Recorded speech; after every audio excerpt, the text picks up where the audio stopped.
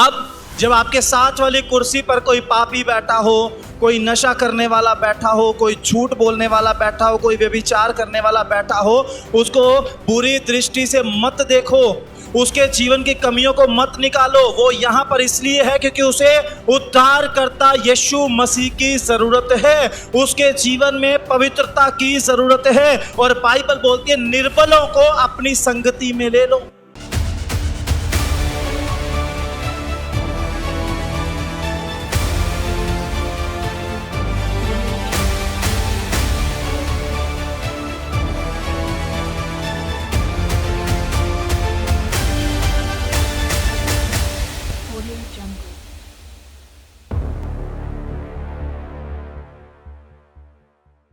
परमेश्वर ने बोला जहां 2 या 3 जन मेरे नाम से इकट्ठा होते हैं वहां मैं उनके बीच में उपस्थित होता हूं। तो परमेश्वर की पवित्र उपस्थिति हमारे बीच में, इसलिए जोरदार तालियां बजाकर परमेश्वर का धन्यवाद करेंगे कि वो हमारे बीच में है।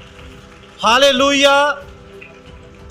बाइबल में परमेश्वर का वचन बोलता है धन्य है वे जो दयावंत हैं क्योंकि उन पर दया की जाएगी। अगर आप दया दिखाने वाले, दया करने वाले हैं तो आपके ऊपर परमेश्वर की दया होगी। आप दूसरों के पापों को माफ करने वाले हैं तो आपके खुद के पाप माफ हो जाएंगे। आमीन। आप अनुग्रह करने वाले हैं तो आपके ऊपर परमेश्वर का अनुग्रह होगा। लेकिन अगर आप दोष लगाने वाले हैं तो आपके ऊपर भी दोष लगाया जाएगा। बाइबल में लिखा है जिस नाप से तुम नापते हो उसी नाप से तुम्हारे लिए भी नापा जाएगा। जिस तरीके से आप दूसरों का न्याय करेंगे उसी तरीके से आपका न्याय भी होगा।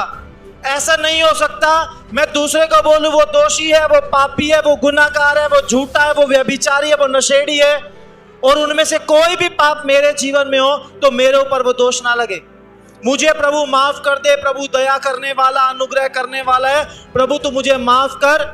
लेकिन वो व्यक्ति देख प्रभु चर्च में भी आता है, नशा भी करता है, चर्च में भी आता है, गाली भी देता है, चर्च में भी आता है, झूठ भी बोलता है, खुदा तू उसका न्याय कर।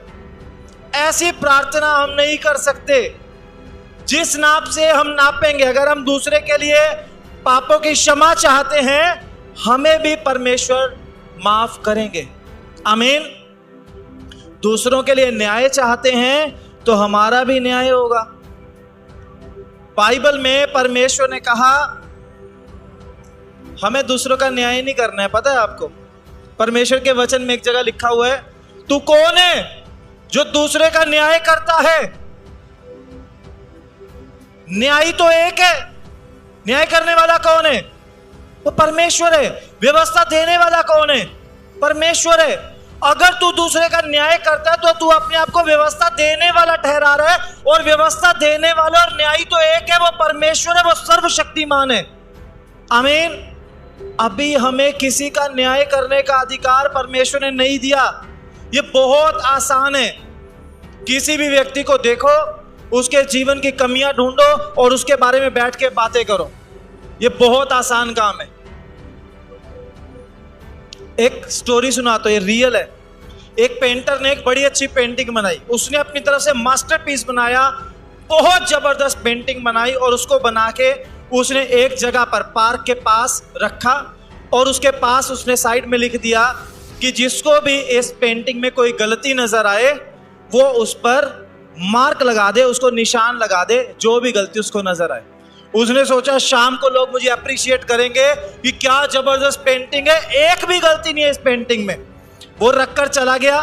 शाम को वापस आया, उसने देखा उसकी पूरी पेंटिंग गलतियों से भरी पड़ी है। लोगों ने गोले मार मार के पेंटिंग ही गायब कर दी, सिर्फ गोले दिखाई दे रहे हैं। क्योंकि जिसको जो दिखाई दिया उसने उस पर गोला मार दिया कि ये गलत है, यहाँ पे ये रंग होना चाहिए था, यहाँ पे शेप ठीक होनी चाहिए थी, यहाँ पर कलर आपका बाहर निकल रहा है, यहाँ पर बॉर्डर ठीक नहीं बनाया, ये फेस में ये गलती है, इस चीज में ये गलती है। पूरी पेंटिंग लोगों ने गलतियों से भर दी। वो पेंटर बड़ा निराश हो गया। उसने बोला मैंने इतनी कोशिश की एक परफेक्ट पेंटिंग बनाने की, और अब जब मैं इसको देख रहा हूं तो इतनी सारी गलतियां लोगों ने निकाल दी। बहुत निराश हुआ।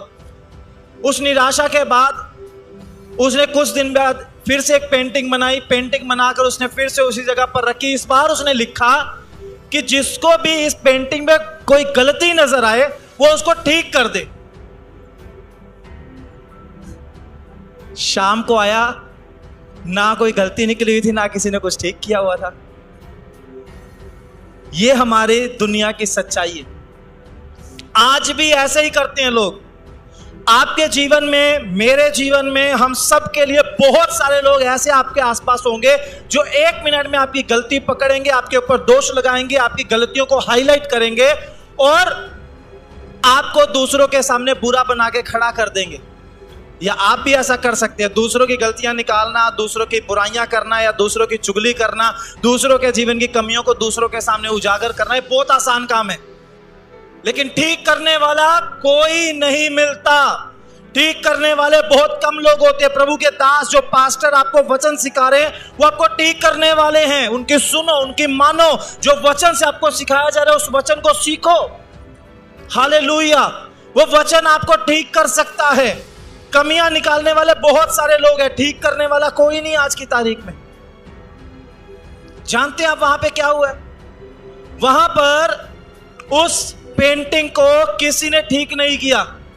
कमियां निकालने के लिए सैकड़ों लोग वहां पे मौजूद थे।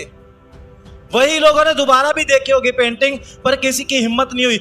अब अगर इसको आप आत्मिक रूप से लोगे, बहुत सारे लोग आपके जीवन की कमियां निकालेंगे। अरे उसको चुगली करने की आदत है, उसको झूठ बोलने की आदत है।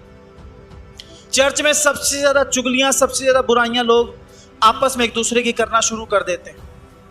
पास्टर जी उसके जीवन में बहुत कमियां हैं, पास्टर जी उसका जीवन तो ऐसा है, उसको तो चर्च से निकाल देना चाहिए। अरे चर्च परफेक्ट लोगों की जगह नहीं है।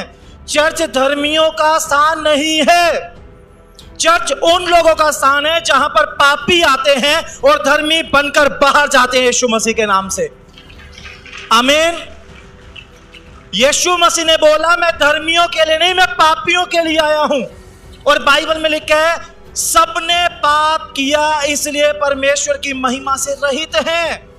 हर एक ने अपने जीवन में कोई ना कोई पाप किया है। उन पापों की सजा नरक में थी, लेकिन यीशु मसीह का धन्यवाद हो जिसने आपके और मेरे लिए अपने आप को क्रूस के ऊपर बलिदान कर दिया, जिसने अपने प्राणों को दे दिया ताकि हम जब उसके नाम पर विश्वास करें हमारे पाप माफ हो जाएं, हमें एक नई शुरुआत मिल जाए, हमें एक और मौका मिल जाए कि हम अपने जीवन में सुधार कर सकें।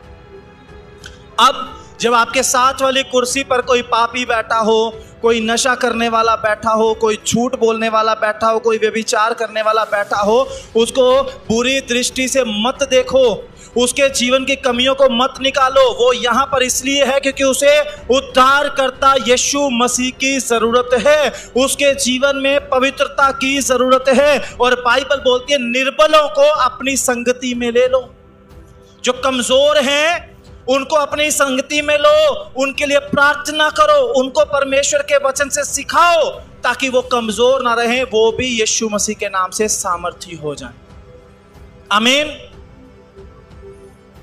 लोग अक्सर एक गलती करते हैं, दोष लगाना और दूसरे के बारे में उसकी कमियों को सामने लेकर आना। हमारे परमेश्वर का स्वभाव बिल्कुल इसके उल्टा है।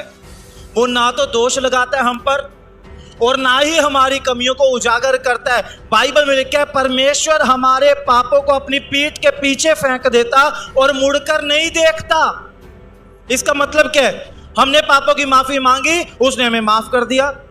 हमने प्रभु को बोला प्रभु मुझसे गलती हो गई, उसने मुझे उसी समय क्षमा करके मुझे नई शुरुआत दे दी कि मैं दोबारा से उस गलती को ना दोहराऊं।